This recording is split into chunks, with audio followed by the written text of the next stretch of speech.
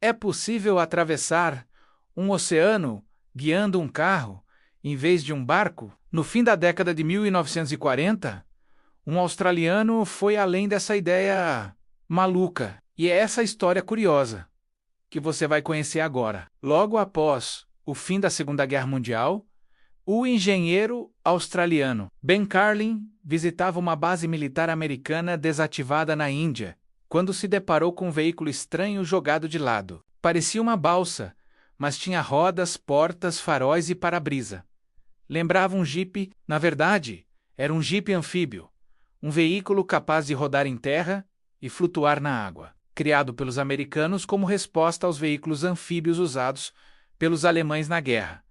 Um carro que navega? Que coisa incrível, pensou ele. Aquilo virou obsessão. Ele só sossegaria quando tivesse um daqueles em sua garagem menos, ou melhor, na água. Seu plano não era atravessar rios ou lagos, mas encarar o mar aberto, mesmo com todos dizendo que aquele tipo de veículo não havia sido feito para isso. Teria sido muito mais simples comprar um barco. Mas Ben era teimoso demais para desistir da ideia. Ele começou a procurar um jipe anfíbio para comprar, mas descobriu que todos tinham sido fabricados exclusivamente para uso militar. Tentou negociar com a empresa que os produzia, mas recebeu uma recusa imediata. Ainda mais quando explicou que queria atravessar o Atlântico com aquilo. Os próprios fabricantes sabiam que o veículo tinha limitações graves.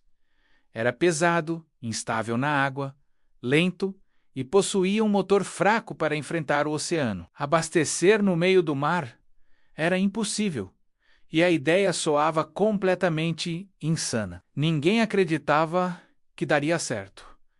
Ninguém, exceto ele. Sem conseguir comprar um novo, Ben passou a procurar um usado. Só encontrou a chance quando soube de um leilão de sucata do exército americano. Foi até lá e conseguiu arrematar um jipe anfíbio em péssimas condições. O câmbio não funcionava, o tanque estava corroído, o motor travado de ferrugem. Mesmo assim, ele acreditava que bastava reformar tudo para colocar o plano em prática. Depois de meses de consertos, finalmente colocou o veículo na água. Vieram as primeiras decepções. O jipe era tão pesado que quase não flutuava. Ficava semi-submerso, e qualquer onda jogava água para dentro. A primeira solução foi improvisar uma cabine fechada, que deixou o veículo com cara de caixa de sapato, mas funcionou. O segundo problema era ainda maior. Combustível. Para cruzar um oceano, ele precisaria de muito mais autonomia. A primeira tentativa foi instalar um enorme tanque embaixo do veículo, como se fosse uma quilha. Foi um desastre. Cheio, quase afundava o jipe. Vazio, fazia o veículo pular na água como uma boia. A segunda ideia foi rebocar um tanque de combustível flutuante atrás do jipe, como um trem no mar. Estranho, mas possível. Com isso, Ben fez sua primeira tentativa real de atravessar o Atlântico, agora acompanhado da esposa americana, Elinor, que decidiu embarcar nessa loucura. Eles partiram de Nova York com a intenção de chegar aos Açores.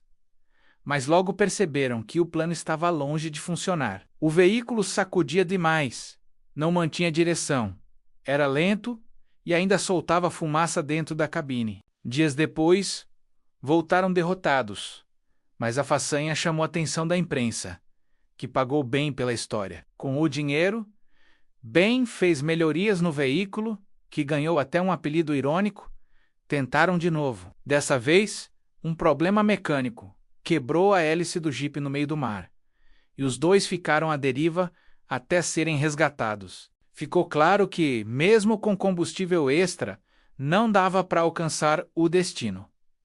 Ainda assim, Ben não desistiu. Aumentou os tanques, criou um sistema de compensação de peso com água do mar funcionando como lastro, e passou meses ajustando o veículo. Na nova tentativa, contrariando toda a lógica, ele conseguiu cruzar o Atlântico dirigindo um jipe. A travessia foi um tormento. O rádio parou de funcionar. Por causa da corrosão, a comida acabou e eles tiveram que pescar para sobreviver. O motor ameaçava quebrar a todo instante, já que não fora feito para funcionar tantas horas seguidas. Ainda mais molhado. Em vários momentos, era preciso abrir o motor em pleno oceano para limpá-lo, com Ben se equilibrando sobre o capô para não cair na água. Mesmo assim, ele seguiu em frente. Quando finalmente avistaram terra do outro lado do oceano, haviam feito algo que parecia impossível: atravessar o Atlântico com um automóvel. Depois de consertar o veículo, seguiram viagem combinando trechos por terra e por mar. Essa mistura era, para Ben, a grande vantagem do carro anfíbio.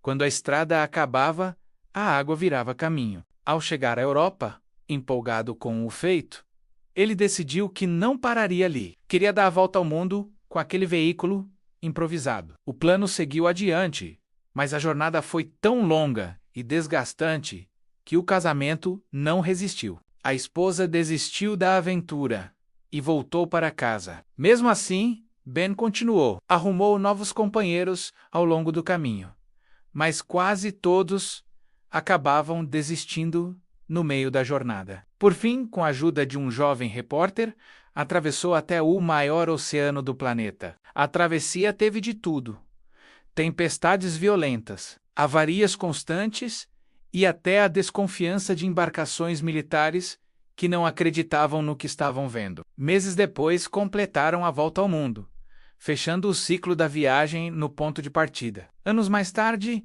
Ben Carlin morreu satisfeito por ter realizado o que todos julgavam impossível. O Jeep anfíbio, usado na aventura, foi preservado como símbolo de uma ideia maluca que, contra todas as probabilidades, deu certo. Às vezes, o que parece impossível é apenas improvável.